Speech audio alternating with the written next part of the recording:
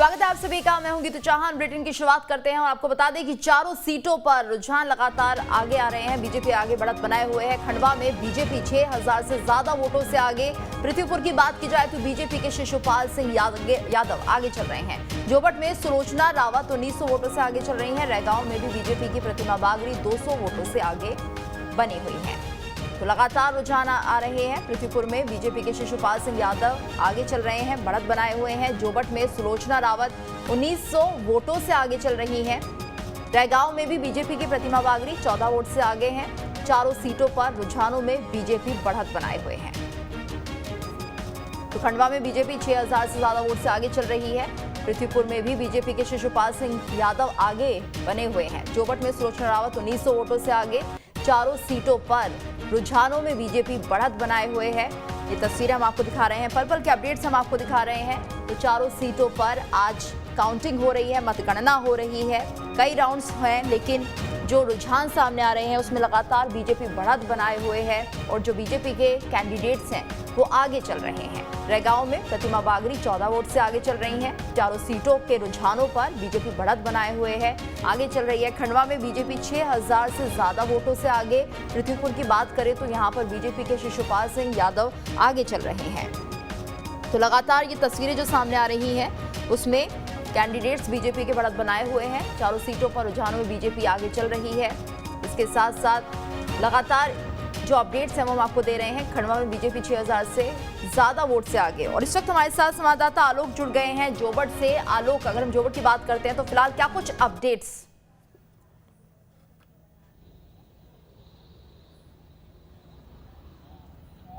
जी देखिए, जोबट को लेकर मैं बताना चाहूँगा कि तीसरे राउंड का परिणाम आ चुका है और तीसरे राउंड में भी सुलोचना रावत 1956 वोट से आगे है। मतलब शुरू का जो राउंड चला था उससे लगातार जो सुलोचना रावत है बढ़त बनाए हुए हैं और लगभग उनकी बढ़त जो है वो 3000 के करीब हो चुकी है।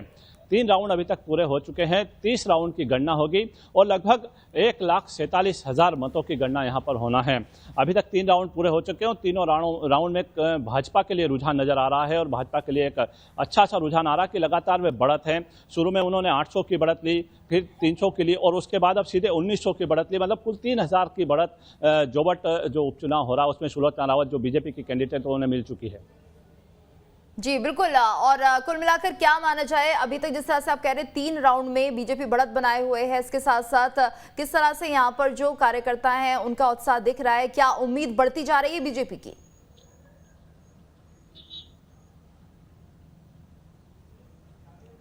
जी देखिए, जैसे जैसे बीजेपी बढ़त बना रही है कहीं ना कहीं बीजेपी के कार्यकर्ताओं में खुशियां तो है।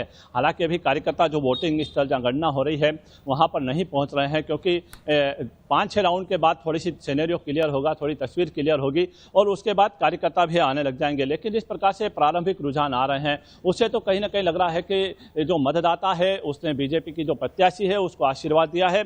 और अभी जिस प्रकार के हम प्रारंभिक रुझान देख रहे हैं तो कहीं ना कहीं रुझान बीजेपी की ओर जाता दिख रहा है, जिससे बीजेपी के जो कार्यकर्ता हैं, जो नेता हैं, वे जरूर खुश नजर होते दिखाई दे रहे हैं। बिल्कुल। और क्या कुछ यहाँ पर सुरक्षा को लेकर इंतजाम किए गए हैं?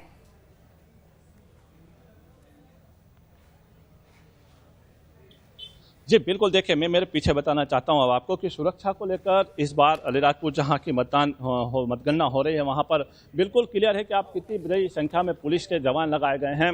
पुलिस फोर्स चारों तरफ लगाई गई है, बैरिकेडिंग की गई है ताकि कोई भी व्यक्ति अंदर नहीं जा सकेगा। अंदर जाने वाले के पास इशू किए गए हैं और उस बिना पास के अंदर किसी को भी प्रवेश नहीं दिया जाएगा। बड़ी संख्या में पुलिस सुरक्षा के लिए तैनात की गई है। जो मतगणना स्थल है उसके साथ में एक रोड जा रहा है, वहां पर भी पुलिस ने बैरिकेडिंग की है ताकि किसी प्रकार से कोई आ नहीं पाए। और जो यहाँ का करीब 100 मीटर का दायरा है वहाँ पर 144 लागू की गई है ताकि किसी भी प्रकार की भीड़ वहाँ पर एकत्रित नहीं हो पाएगी। जी बिल्कुल। और हमारे साथ गेस्ट का पैनल भी लगातार बना हुआ है। डॉक्टर दिव्या गुप्ता बीजेपी प्रवक्ता हैं, वो हमारे साथ बनी हुई हैं।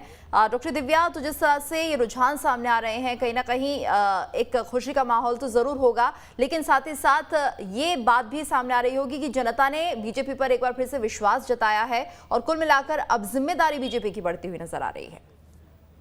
सबसे पहले आपको, आपके चैनल को, आपके माध्यम से जो सब लोग सुन रहे हैं उन सबको धनतेरस और दिवाली की अनेक अनेक शुभकामनाएं मेरी तरफ से। आने वाला वर्ष सबके लिए बहुत मंगलमय हो।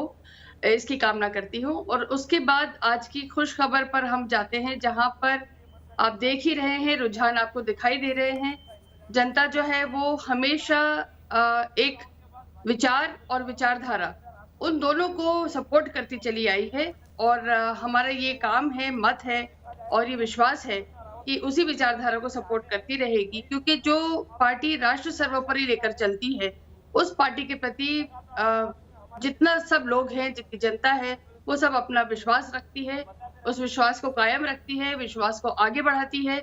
ये सबसे अच्छी बात है। और जनता ही नहीं, सबका जो अथक प्रयास है, अथक मेहनत है, हर कार्यकर्ता की हर बूथ पर जो मुस्तैदी से डटा हुआ था, उन सब की ये विजय है। और साथ ही साथ उस लीडरशिप की, जिन्होंने इसको मिशन मान के आगे लेकर गए और एक विजन के साथ पार्टी को आगे लेकर जा रहे हैं। तो एक समूचा, जिसे कहना चाहिए, हर तरह का एक प्रयास रहा, जिस प्रयास को आज सफलता मिलती हुई नजर आ रही है। और ये सब उन सब का अथक प्रयास का, अथक परिश्रम का आज प्रतिफल मिल रहा है। उस सब के लिए सब लोग बहुत बधाई के पात्र। डॉक्टर दिव्या, लेकिन इस वक्त सवाल ये उठ रहा है कि जनता अगर इतना भरोसा जता रही है तो बीजेपी की जिम्मेदारी भी दुगनी हो जाती है, क्योंकि तमाम तरह के मुद्दे इस वक्त हैं। अगर हम तेल की महंगाई की बात करें, इसके साथ साथ बेरोजगारी लगातार बढ़ रही है, किसानों के तमाम तरह के मुद्दे हैं, तो कुल मिलाकर उन सभी बातों को साधना भी होगा बीजेपी को, अगर आने वाले समय में बीजेपी चाहती है सत्ता में बनी रहे। बिल्कुल सही बात है आपकी, क्योंकि जब एक बार आप पर विश्वास जताया जाता है तो जिम्मेदारी 4 गुना बढ़ जाती। मैं 2 गुना नहीं बोलती, 4 गुना बढ़ जाती। वो भी इसलिए क्योंकि एक आप पर विश्वास जताया गया, एक आप पर ये कॉन्फिडेंस बताया गया कि नहीं, हम आपके पुराने कामों पर भी आपको विश्वास करते हैं, आपने जो आज हमें वादा करा है हम उस पर भी विश्वास करते हैं, आने वाले भविष्य के लिए भी हम आप पर विश्वास कर रहे हैं। तो ये बहुत बड़ी एक जिम्मेदारी है, जिस जिम्मेदारी को निभाने के लिए, आगे लेके जाने के लिए हम बहुत संवेदनशील सरकार है, बहुत संवेदनशील मुख्यमंत्री हैं। और कमर कस के, डट के आप हमेशा उनको मैदान पे उतरा हुआ देखते हैं।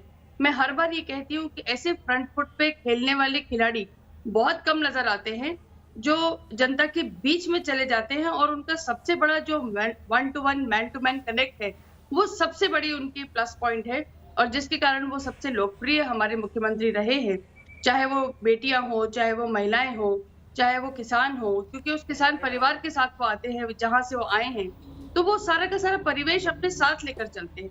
और फिर उसके बाद ये नहीं कि वो वहीं ठहर गए, उसके बाद उन्होंने बहुत अच्छा एक विजन लेकर चला, एक बहुत अच्छा कार्यकाल रहा है उनका। तो एक जनता के बीच में जब वो जाते हैं तो एक विचार के साथ जाते हैं, एक मिशन के साथ जाते हैं, जिसका बहुत अच्छा प्रतिफल और प्रतिसाद मिलता है। तो ये तो रही एक जिम्मेदारी की बात। अब आप आते हैं बेरोजगारी और जो आपने सारे संकट अभी गिनाए हैं, तो मैं आपको सिर्फ ये जताना चाहती हूँ कि अभी जो एक 2 साल का संकट पूरे विश्व ने झेला है, उसके बाद जो हमारी इकोनॉमी अब धीरे धीरे पटरी पर आ रही, और जो सारी की सारी व्यवस्थाएं जो चरमरा गई थी, उन चरमरा पूरे विश्व भर की, सिर्फ मध्य प्रदेश की नहीं, पूरे विश्व भर की स्वास्थ्य जितनी सेवाएं थी वो सब ठप हो गई थी, जितनी इकोनॉमी थी वो सब सफर कर रही थी। लेकिन अब धीरे धीरे एक सूर्योदय हो रहा है, हम एक नया भारत भी देख रहे हैं, आत्मनिर्भर भारत भी देख रहे हैं। तो ये सारा का सारा जो भारत एक पटल पर, विश्व पटल पर भारत अपनी दस्तक दे रहा है, ये नीचे तक आएगा। हम फिर से एक औद्योगिक इकाई तैयार कर रहे हैं मध्य प्रदेश में, जो अभी आगामी फरवरी में फिर से एक इंडस्ट्रियल समिट होने जा रहा है। तो ये बहुत सारी चीजें हैं जो नीचे तक आएंगी, और जिसके कारण युवाओं को रोजगार भी मिलेगा। जो मुख्यमंत्री जी की जो महिलाओं के लिए सेल्फ हेल्प ग्रुप की जो बहुत बड़ी बड़ी योजनाएं हैं, जिसके कारण महिलाओं को बहुत सारा उद्यम मिल रहा है, जिसके कारण उनको सबको पैसा वहां उनके घर तक पहुंच रहा है। फिर उसके बाद प्रधानमंत्री की अनेक योजनाएं हैं, वो सारी योजना, लाडली लक्ष्मी योजना, उज्ज्वला योजना, ये सारी जितनी योजनाएं हैं, जिनके कारण अब लगता है कि नहीं, मध्य प्रदेश ही नहीं, भारत पूरा का पूरा अब एक विकास के दौर पर, विकास के मार्ग पर चल नहीं रहा है, दौड़ रहा है, और तीव्र गति से दौड़ रहा है। बिल्कुल। और हमारे साथ डॉक्टर ब्रिजेश पांडे जुड़ गए हैं, प्रवक्ता हैं कांग्रेस के। इसके साथ साथ हमारे साथ राजनीतिक विश्लेषक जयंत वर्मा भी बने हुए हैं। जयंत जी, तो जिस तरह से हम रुझान देख रहे हैं, बीजेपी बढ़त बनाए हुए है और लगातार काफी मुद्दे रहे थे इस बार चुनाव के, और कुल मिलाकर ये समझा जाए कि ऐसी उम्मीद कम ही लग रही थी, लेकिन क्या लोगों ने एक बार फिर से भरोसा जता दिया बीजेपी पर?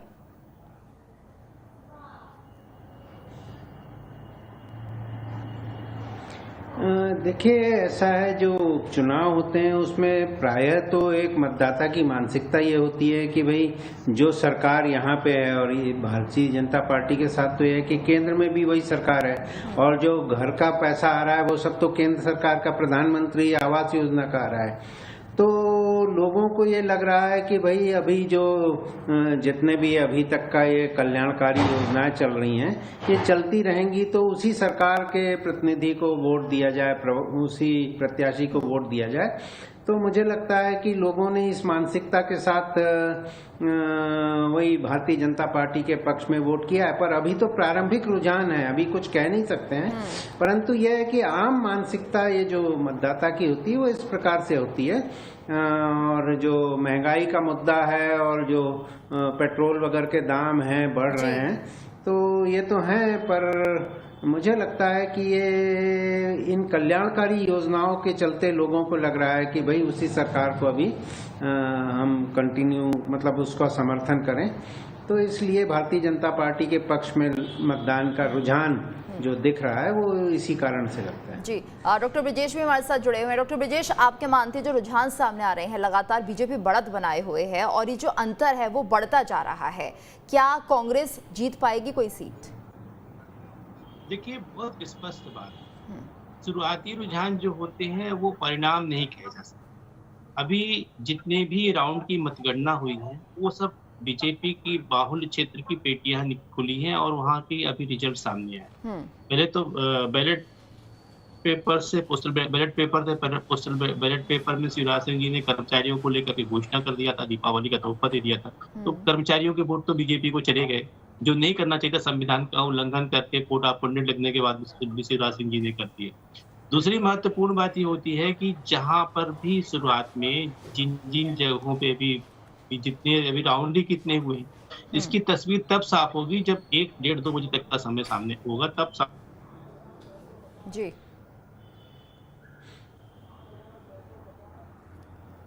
चलिए एक बार फिर से आपका रुख करेंगे डॉक्टर ब्रिजेश जी। हमारे साथ डॉक्टर दिव्या गुप्ता भी बनी हुई हैं। डॉक्टर दिव्या, तो ब्रिजेश जी कह रहे हैं कि अभी तो कुछ साफ नहीं हो पाया है, शायद इसमें कुछ फेरबदल भी हो सकता है, आप क्या मानते हैं? देखिए, ये ब्रिजेश जी का हक है कहने का, मैं उनका सम्मान करती हूँ, लेकिन आप भी जानते हैं, हम भी जानते हैं, प्रारंभिक जो रुझान होते हैं वही दिशा निर्देश तय करते हैं और आगे चलकर उसी तरह से उसी को गतिमान होता है और वही निर्णायक होता है। आप ब्रिजेश जी कह रहे हैं 1-2 बजे तक स्थिति साफ हो पाएगी। मेरा कहना है 2 बजे तक तो स्थिति पूरी तरह साफ हो जाएगी और रिजल्ट घोषणा करने की नौबत आ जाएगी। तो रुझान जो होते हैं वो रुझान इसीलिए होते हैं कि ताकि वो बताएं कि हवा किस तरफ की है, रुख किस तरफ का है।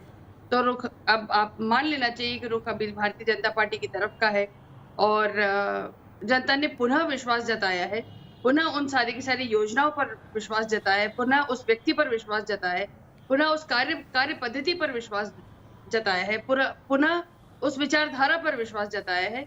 इसलिए ये बहुत सारी चीजें हैं, सिर्फ प्रधानमंत्री कल्याणकारी योजना और सिर्फ ये नहीं होता है, मैं कहती हूँ एक कंप्लीट पैकेज होता है, एक कंप्लीट पैकेज है। हर तरह का उसमें जब हम जनता के बीच में जाते हैं तो हर तरह की चीज उनको जो पसंद आती है, चाहे वो कैंडिडेट हो, चाहे वो पार्टी हो, चाहे वो विचारधारा हो, चाहे वो काडर हो, हर उस चीज के लिए भारतीय जनता पार्टी कांग्रेस से कहीं दूर दूर तक आगे है। इसलिए कांग्रेस को मुझे लगता है ये दिवा स्वप्न छोड़ देना चाहिए। मेहनत करना बहुत मुश्किल बात है और मेहनत पे धरती पर, धरातल पर कहीं कांग्रेस नहीं दिखाई देती। हाँ, जरूर एक बात है, उनके हाथ में एक मोबाइल है जिस पर वो ट्वीट करके जरूर हर बार ये कोशिश करते हैं कि एक ट्वीट वॉर जरूर छेड़ दे, पर वो ट्वीट वॉर से जनता के बीच में नहीं जाया जाता। आपको जब तक नहीं जाएंगे, उनका विश्वास नहीं जीतेंगे, तब तक आपकी विजय नहीं होती है। इसलिए विजय घोषित अगर करना चाहते हो तो कृपया करके जनता के बीच में जाइए। जो भारतीय जनता पार्टी सबसे बड़ा उनका जो प्लस पॉइंट है वो ये कि हमारा कनेक्ट बहुत अच्छा है। लोग इसलिए हम पर विश्वास करते हैं क्योंकि हम उनके बीच में उठते बैठते हैं। हमारा एक एक कार्यकर्ता एक एक बूथ पर, एक एक घर तक पहुंचा हुआ होता है। यही हमारी सबसे बड़ी पार्टी है, यही हमारी सबसे बड़ी विचारधारा है। हम उन्हीं के बीच में से उपजे हुए लोग हैं, हम आयातित नेता नहीं है। इस बात को कांग्रेस को समझ जाना चाहिए। जो बहुत सारे आयातित नेता आपके पास हैं और वो भी एक ही बचा है अब तो और दूसरा नेता आपका कहीं दिखाई नहीं देता है। तो मैं क्षमा चाहूंगी। मैं आपके बारे में बिल्कुल नहीं बोलना चाहूंगी क्योंकि वो आपका आंतरिक विषय है। लेकिन मैं सिर्फ अपनी बात ये कहना चाहूंगी कि भारतीय जनता पार्टी की जो सरकार है, जो काडर है, जो संगठन है, वो जो एक मिशन के साथ जब काम करता है तो उसकी जीत सुनिश्चित हो जाती है। जैन जी, तो आप भी मानते हैं, क्योंकि जो रुझान सामने आ रहे हैं उससे ये तो पता चल जाता है कि ट्रेंड किस तरफ जा रहा है, तो आप मानते हैं कि ये ट्रेंड नतीजों में तब्दील हो सकता है?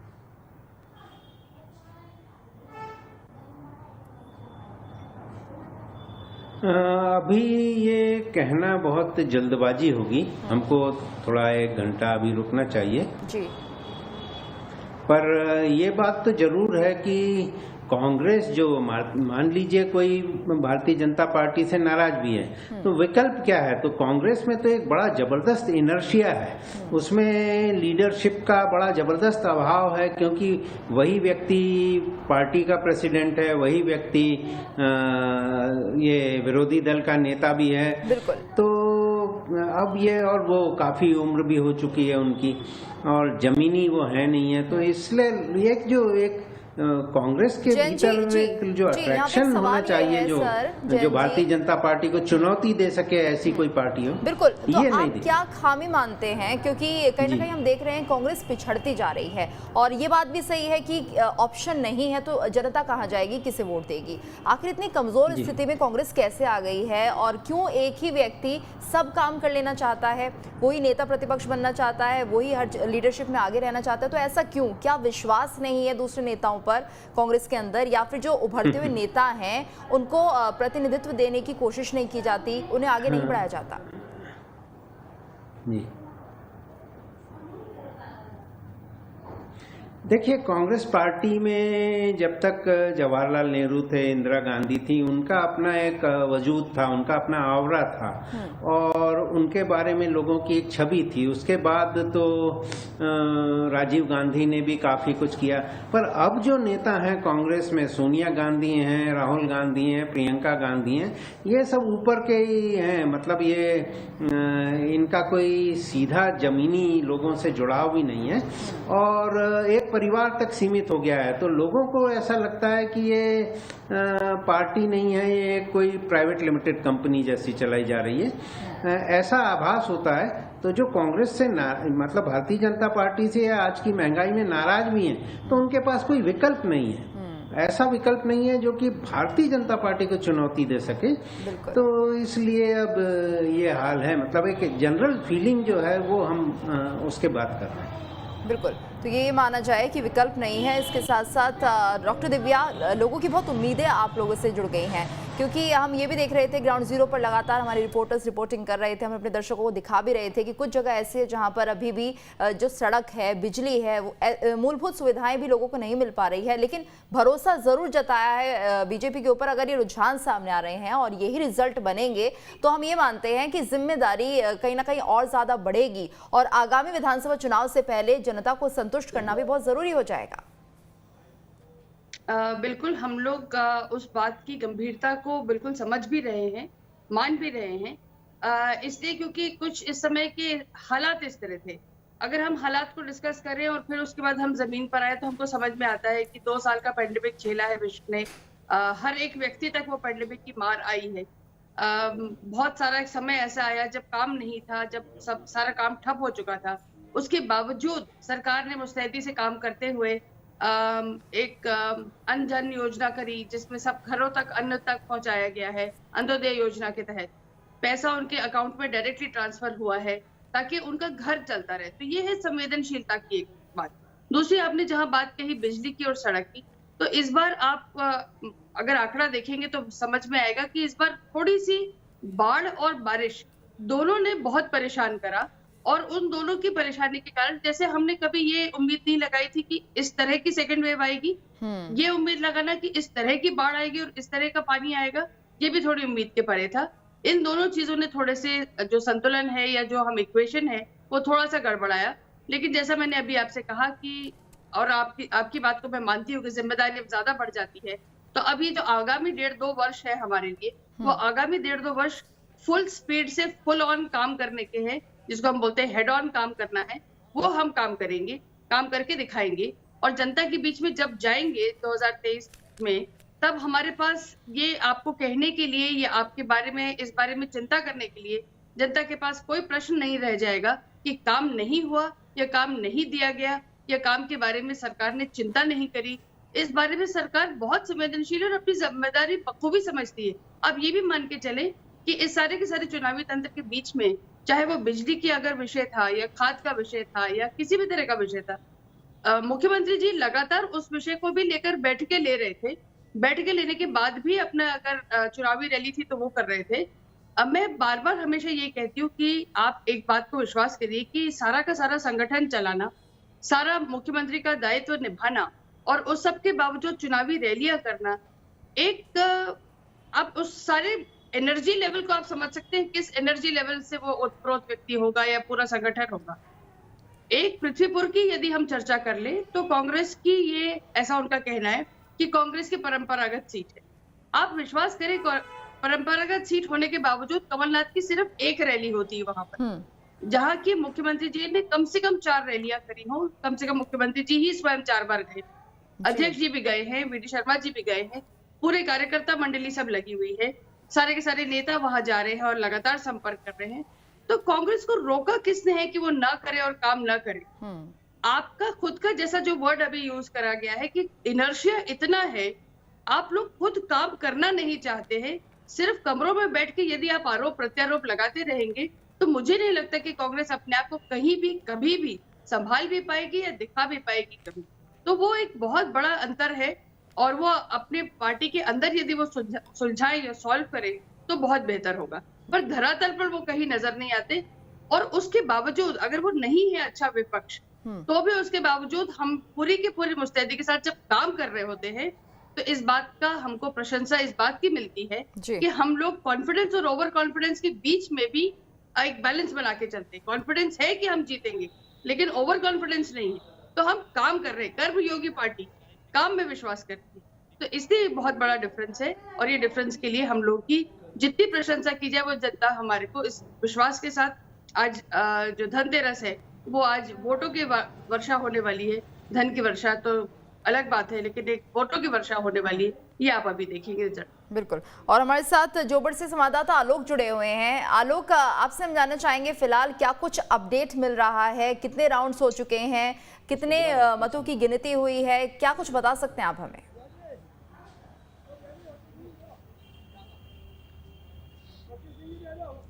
जी देखिए, 4 राउंड की अभी तक मतगणना हो गई है और लगभग 6000 वोटों से भाजपा की जो प्रत्याशी है वो आगे चल रही है। देखिए, अब जो भाजपा के लोग हैं वे भी अब धीरे धीरे कर जो मतगणना स्थल है अलीराजपुर का, जो कॉलेज ग्राउंड का मैदान, वहां पर पहुंचने लग गए हैं। और कहीं ना कहीं अब भाजपा यह समझ रही है कि यह जो बढ़त आरंभिक बनाई गई है वह लगातार जारी रहेगी। मैं आपको लेकर चलता हूं जो भाजपा के जिला अध्यक्ष हैं और उनके साथ कार्यकर्ता, वे अब मतगणना स्थल पर आ गए हैं। मतलब इस रुझान के लिए या जनता के इस आशीर्वाद के लिए कहीं ना कहीं भाजपा आसपास, मैं उनसे बात करवाता हूँ।